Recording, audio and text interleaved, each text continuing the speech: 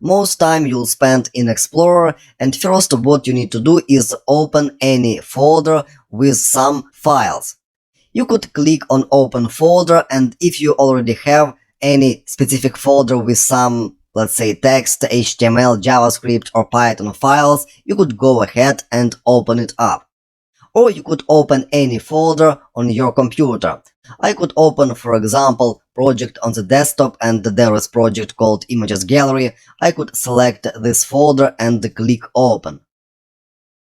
It will be opened here in Explorer, and now I see name of the folder, it is Images Gallery, and also below I see contents of this Images Gallery folder. And there are such subfolders as .vs Code, API, frontend, and there is additional file .gitignore.